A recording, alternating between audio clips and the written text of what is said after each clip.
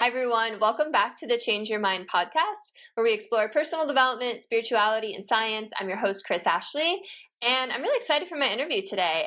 We have with us a divorce attorney. So we're going to talk a lot about the mindset behind divorce, the mindset, like how it affects kids, the mental health around everything. So it'll be an interesting conversation, one that we haven't done yet.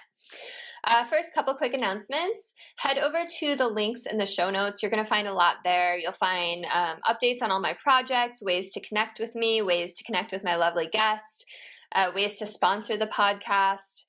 Let's see, you'll find a link to my book, Change Your Mind to Change Your Reality. It was endorsed by Michael Beckwith, Marcy Shimoff, Bob Doyle, Anita Morjani, John Gray, Bob Frissell, like lots of really cool people. Somehow I was blessed by that. Go check it out. It's in paperback, ebook, audiobook. And as always, this podcast is part of the Los Angeles Tribune Podcast Network. We are doing amazing things in personal development. We have events pretty much once a month at this point, both in person and virtual. So come join us, see what we're doing. Come hang out, be a part of it. What if the one thing keeping you stuck is the way you think? Welcome to Change Your Mind with Kris Ashley, the podcast where science meets spirituality and mindset becomes your most powerful tool for transformation. I'm Kris Ashley, author of Change Your Mind to Change Your Reality, trainer, speaker, and lifelong seeker. For years, I battled trauma, depression, anger, chronic illness, low self-worth, and the weight of old stories. Until I discovered how to rewire my mind, reconnect with my divine nature, and consciously create a new reality from the inside out. This show is here to help you do the same. Each week, we explore the intersection of personal development, spirituality, and science, diving into topics like healing, emotional mastery, entrepreneurship, resilience, and the quantum nature of reality. You'll hear powerful stories, gain practical tools, and real conversations that will help you change your perspective, get unshakable confidence, and live the vision your soul has always known is possible. Whether you're navigating a major life shift, building your dream business, or seeking deep healing and alignment, you're in the right place. So if you're ready to break through, take back your power, and create a life on your terms, this is your moment. Let's break free from the patterns that hold us back, awaken to who we truly are, and rise. Your transformation starts now.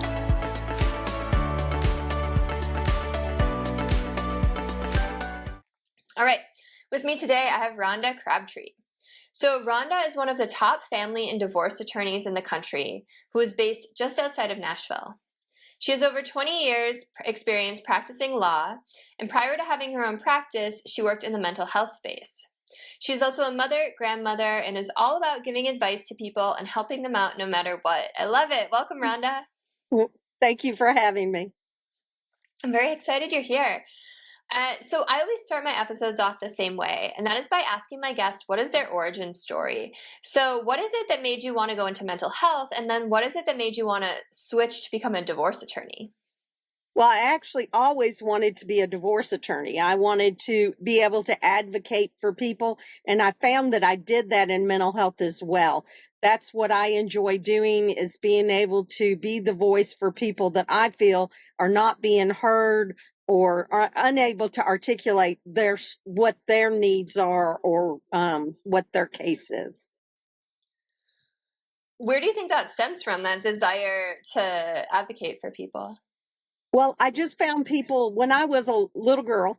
I met a family. I met some kids that were in a foster care situation, and they weren't being taken care of by their foster parents.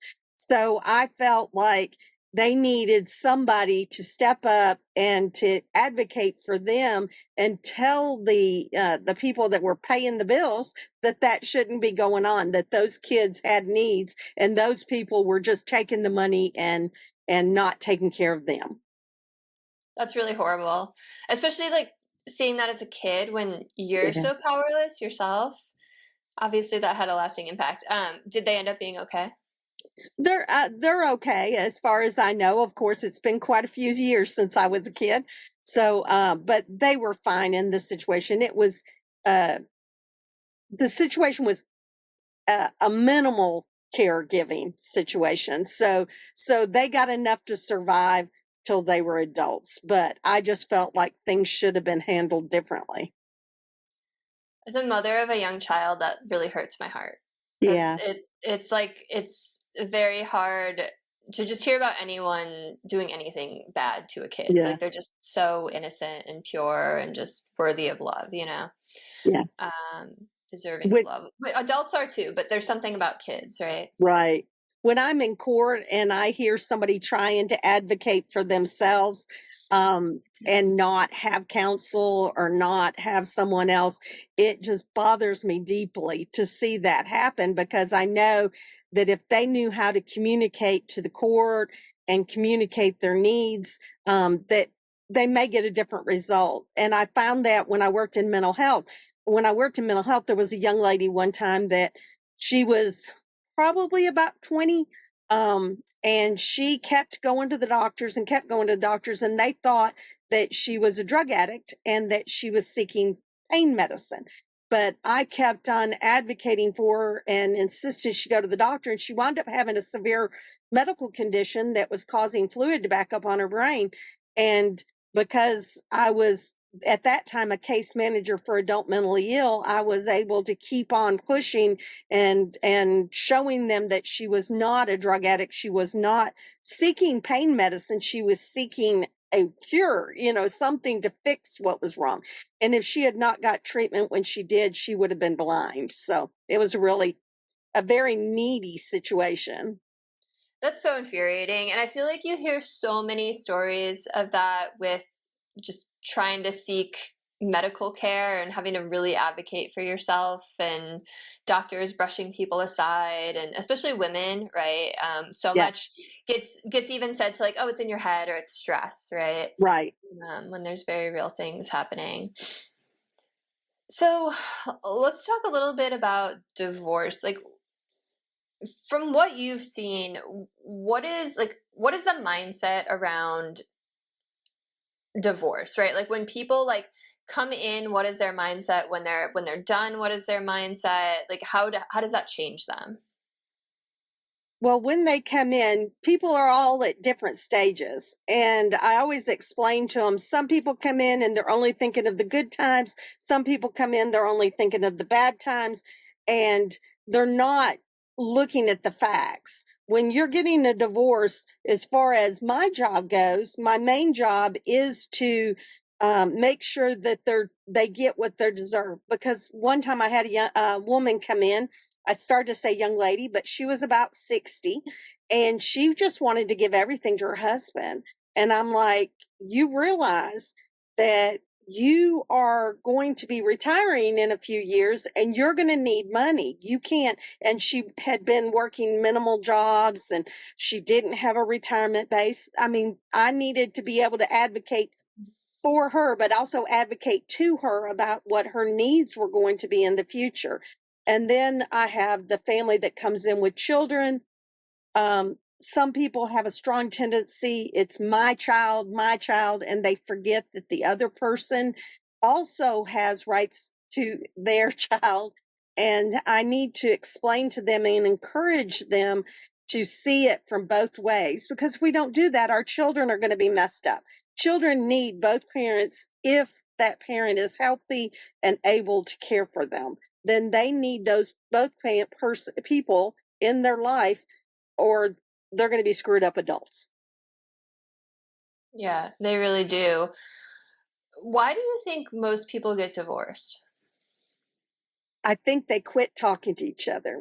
I can tell you that recently I had a man come into my office, and they had been married 30 something years. And he Wow. was in tears, and he said, we don't talk anymore. We don't hate each other. We don't argue. There's no reason for us to be married. And I said, I couldn't help myself. I said, well, could you start talking to each Yeah, other? seriously. Could you start doing these things and try to fix 30 something years? of togetherness, because people don't think about the fact that once you sever that, then if you get somebody new in your life, you're not going to have somebody that was there when your children are born. If you have children, you're not going to have somebody that was there to see your child's first steps, that you're not going to have that person that experienced that first apartment. You're not going to have those things, and they don't realize what having somebody in your life that has all those memories with you means, and how it affects you personally. Yes, there's lots of people that need a divorce. They're in abusive relationships. Their spouse cheats on them all the time, those kind of things. But they just need to work on the marriage. I recently told someone that if you worked on your marriage, let me rephrase that. If you went to work and worked the way you work on your marriage, would you still have a job? Because people don't think about the fact they've got to work on their marriage as much as they work on everything else. Yeah, I mean, that was like making me tear up a little bit, like having that person that's like gone through so much with you and so much growth, right? Seeing you Yeah, through so many ups and downs and challenges and triumphs and was there through it all. That's like a very meaningful it is. relationship. Mm-hmm. Yes. And you grow together. Yes, sometimes you grow apart because that other person may have interests that you don't have, but you can work around that. When someone is dating, they all of a sudden become very interested in sports, or they become very interested in poodles or whatever it is. They get interested in the things the other person is interested in. But when they've been together for an extended period of time, they forget that they need to continue to be interested to some degree in what the other person is interested in to keep that relationship going. So how do people fall back in love with each other? My way of thinking about it, I encourage people to touch, that, and that's the counselor in me, because I have 2 graduate degrees in mental health, and then I worked in it as well. My thing is to encourage them to touch. Um, I've encouraged the people to touch 30 minutes a day. And I've been asked, is it okay if all we do is lay our head? The woman asked, can I lay my head on his lap while we watch TV? Yes, do that. People don't realize when you're dating, you're touching all the time. You hold hands, you give hugs, all of that. But the longer you're married, you have a tendency to get out of that and quit doing that. You don't kiss each other goodbye. You don't, just lay your hand on their shoulder. You don't do those little things that you did while you were dating, and you need to get back to it. I love that so much. Because at the end of the day, people want to be seen, they want to be heard, they want to be wanted, right? Right. And recognized, and touch is such a great way of doing that. And like even those little innocent touches, like your head on your lap, like that can spark something, right? Absolutely. Yeah, that's really I cool. had a pastor one time, actually, when my husband and I got married. Another thing that he brought up was we have to realize how we're talking to the other person, because a lot of time we're talking at them or talking to them as if they're a child, instead of stepping back and seeing it from their perspective. When they do something that aggravates us, or they upset us, to make sure that they understand we're hearing them, that we just don't talk to them as if they were a child. We're not their boss. Yeah, or their parent. Yes, exactly. Yeah. So have you had clients come to you and you've had these kind of conversations where you're like, well, why don't you work on the marriage? Why don't you try talking and have them resolve their issues? Yes, I have had clients that reconcile, and it makes me feel very good. And people I know that have reconciled after these conversations.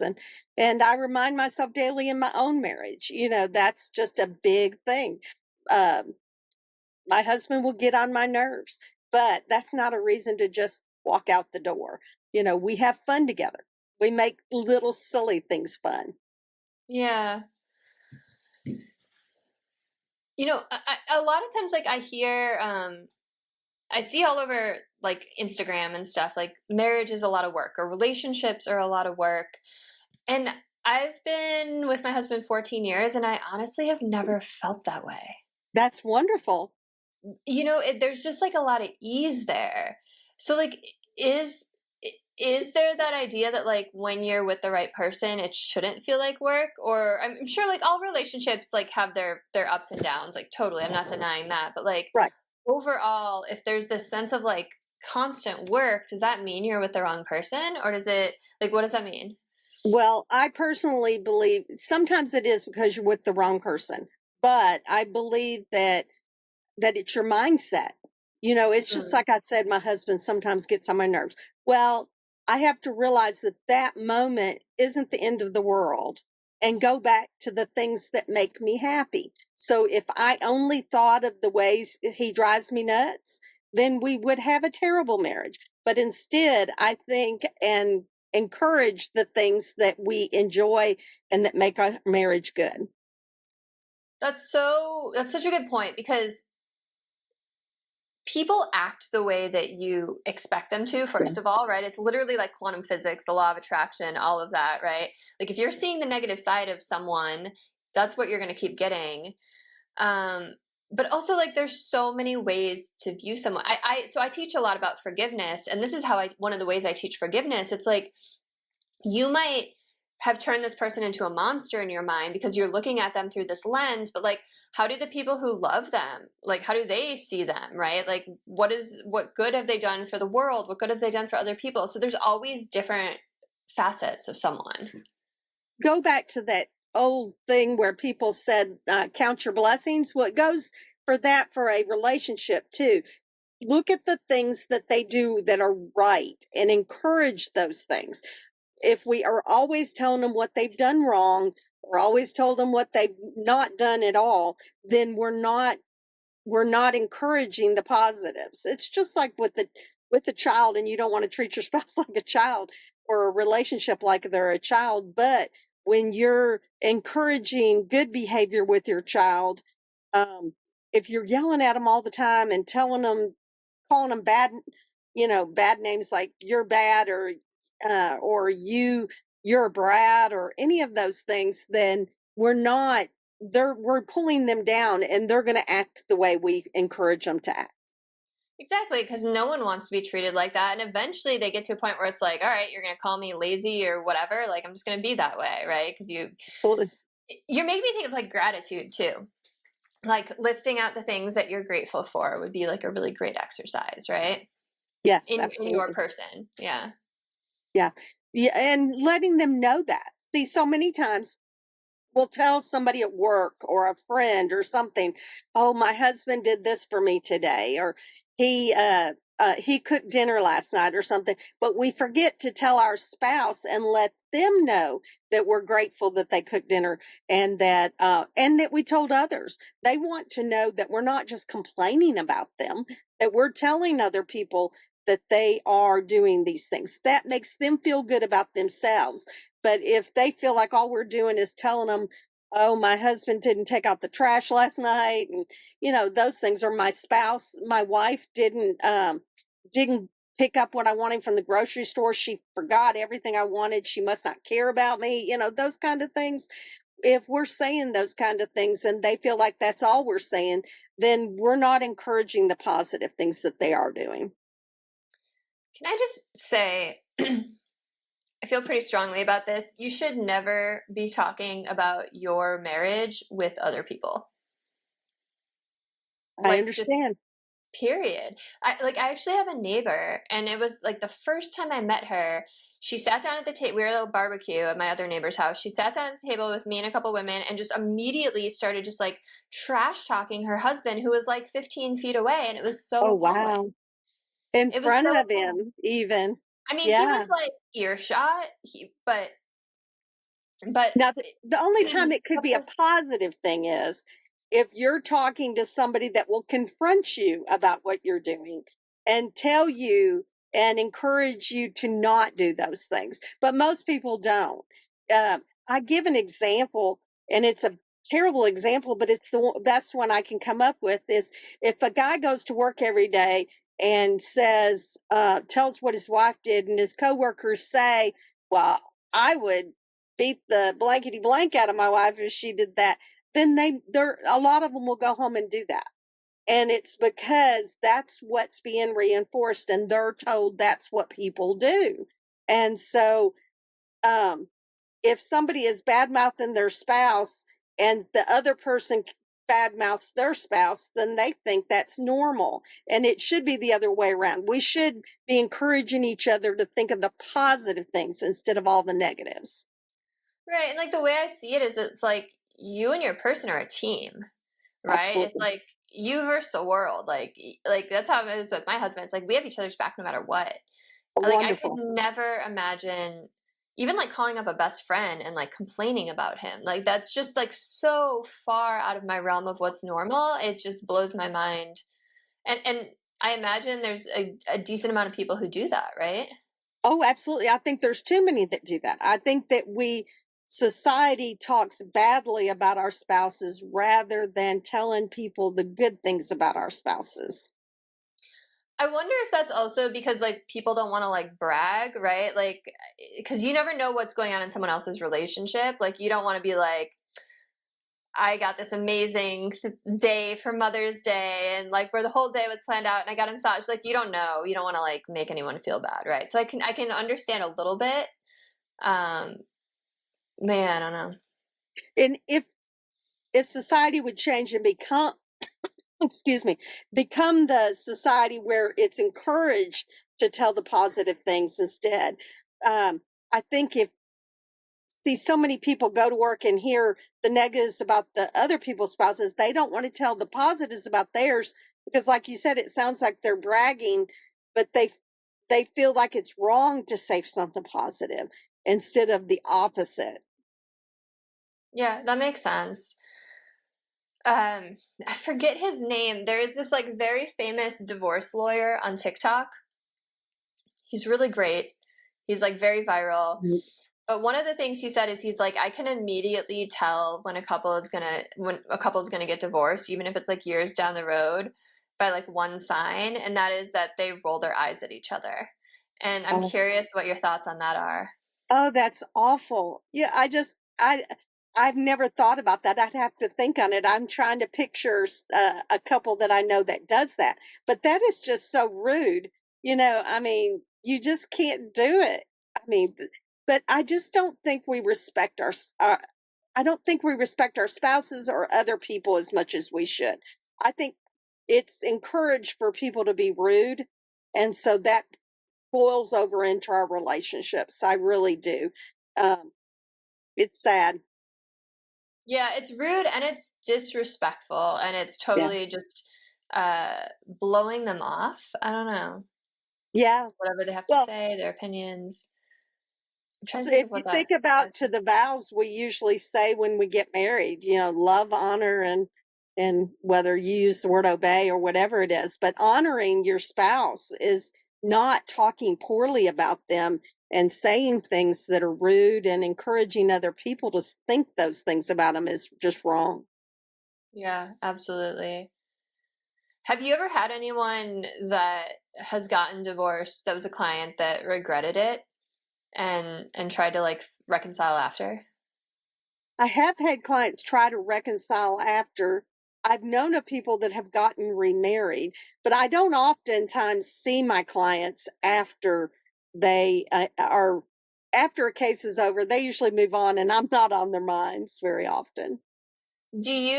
So when you represent people, do you typically represent the person who's initiating the divorce or the person who was served the divorce papers? About equal. I have Okay. people that have been served, and I have often had people that come in that says their spouse has told them they want a divorce, and they're wanting to know what their rights are, what they should be doing, and those things. So a lot of times, no papers have been filed yet. So, do you think that most people should end up staying together? The problem is in this day and time, people are making themselves miserable. They are forgetting why they're married, and what they liked about that person.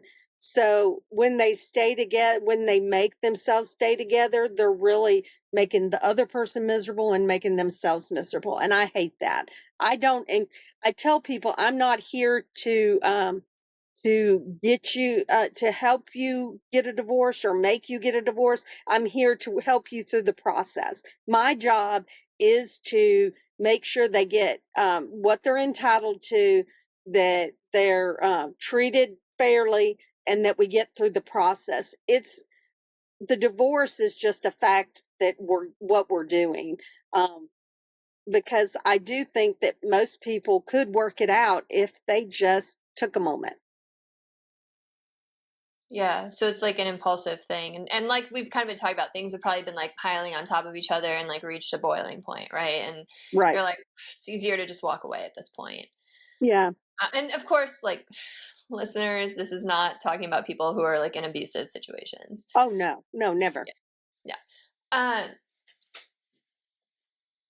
It's just, it seems like it would take such a big toll on your mental health going through that whole process. Oh, and I tell people, like I said at the very beginning, you think of the good times, you think only of the bad times. And sometimes that's within 5 minutes of each other. So you really have to step back and not make an impulsive decision while you're only thinking about those two different times, and make sure you're making the decision for the right reasons. Because they can get physically sick during the process. They can definitely get mentally sick. They make stupid decisions like jumping from one relationship into another while the process is going on.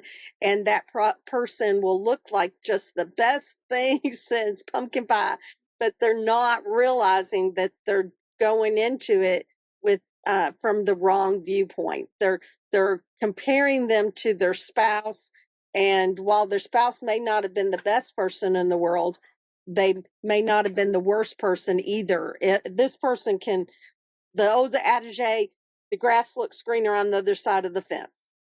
Right. It's like that person's still probably going to be like asking you to take the trash out. Right? Yeah. Yeah. When you get in the house, they're going to come home grumpy from work. They're going to kick the cat. They're going to, okay, we don't hurt animals, so hopefully they're no, not I kicking mean, the cat. but I mean, they're going to do things that are going to upset you. I don't want anybody that kicks a cat. We don't have cats, but No cat but kickers. I should have said it that way. But the whole point is they're not going to be perfect either, and so don't think that just getting into new relationships going to make everything better.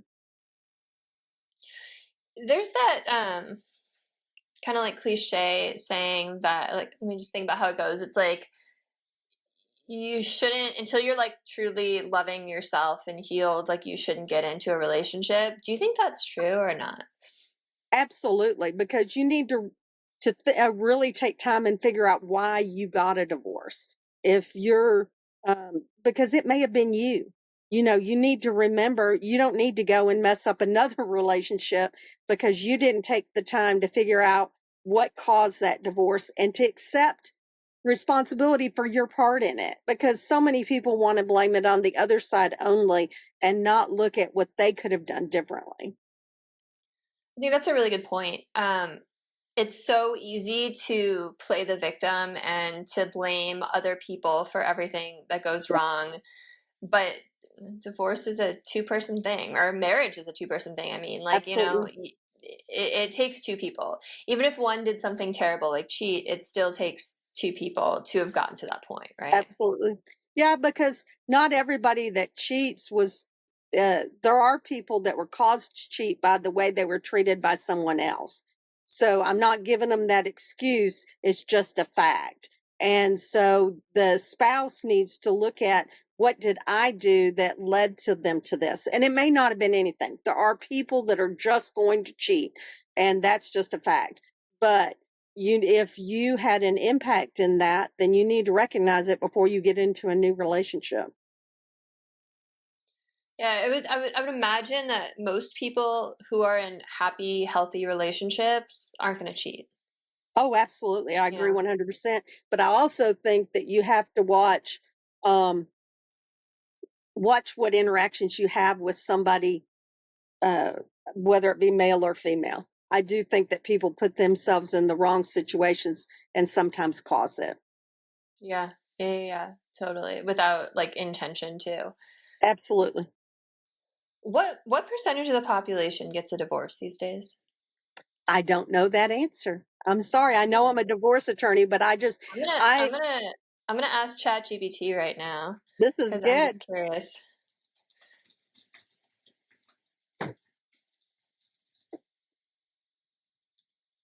Let's see. I just did US population. As of 2024, approximately 43% of marriages in the US end in divorce or dissolution.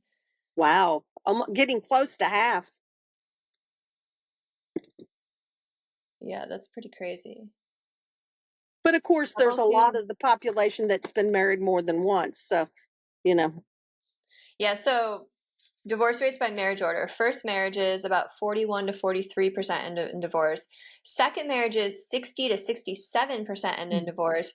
Third marriages, 73 to 75% end in divorce. Factors, the age at marriage. Couples who marry at older ages tend to have lower divorce rates.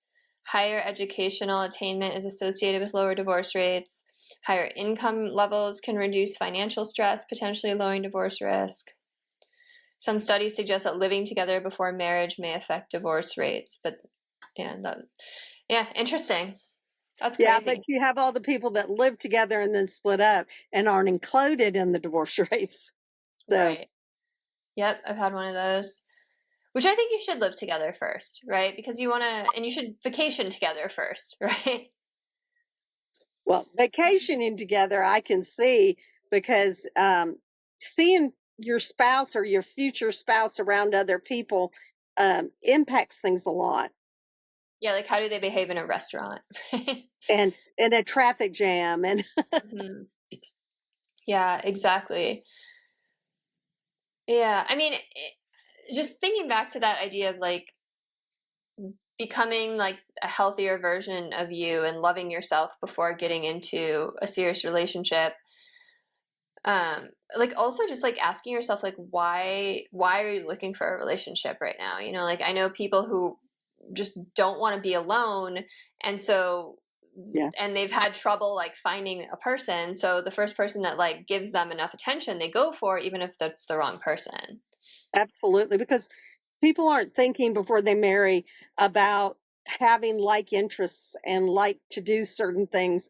Like I said, they all of a sudden get an interest for sports or poodles or whatever the like is, and then they forget that that's not everyday life. And if they're getting into a relationship with somebody that's already got financial problems or legal problems or whatever the problems, they have to realize that becomes their problem. And I don't think they consider that. Right, because they're so like in love or in lust or whatever those first chemical. You're making me think too, like the people who kind of adopt the hobbies and everything of the other person, eh, and like just change to be the person that that person likes, right? It's like you want someone that's gonna love you for your authentic self, right? Like this is like Absolutely. it's like an interview, right? It's like a two-way interview. Like you want them to love you for you, just like you want to love them for you, right? It's like I don't know. So many people go into job interviews like so nervous and so scared. Like, will the company like me? You know, will the person like me? Will I do a good job? But it's like you're interviewing that company just as much as they're interviewing you to see if like that's a Absolutely. good fit for you, right? And people don't think about that kind of mindset shift. They do. I've never thought about it, but when you go on a date with someone, you're thinking about what them liking you, and we're forgetting that you got to like them just as much. And if you don't have a good self-esteem and realize and be willing to walk away, then you could be in a very bad situation. Yeah, absolutely. Yeah, I think it does come down to self-esteem or self-worth for sure. So what else have we talked about when it comes to mindset and mental health around all of this? Well, we haven't talked about the children as much. Mm. The fact that people need to think when they're getting a divorce that these children they love that their other parent, whether that other parent's got issues or made mistakes or whatever. And talking badly to your children about that other spouse is attacking them because they're part of them in their mind. So that is not a good thing to do. And telling them about the other spouse cheating on you or whatever, when it's a child, if they do side with you, you're going to impact them as an adult. It's a lot to put on a kid. Absolutely. Do you see that a lot where people are like, oh, well, we got divorced because your mom cheated or whatever? Absolutely. Really? Absolutely. Regrettably, the majority of the cases, the people talk to the kids about the case and they don't realize that their little immature brains are not prepared for it. How does that affect kids? Like, they have these little immature brains. Like, how do they take in that information? Well, I see a lot of kids that get in trouble at school. It affects their grades. It impacts the relationship with the parents on each side, whether it be the one that's talking badly about their parent, because they think they're getting the child on their side. But I see often it makes them angry at that parent for talking badly about their other parent. But then there are the cases where the child sides with that parent and then proceeds to um, uh, they side with them, so they're against the other parent, and that affects that relationship. I recently had a case. It was just very, very sad.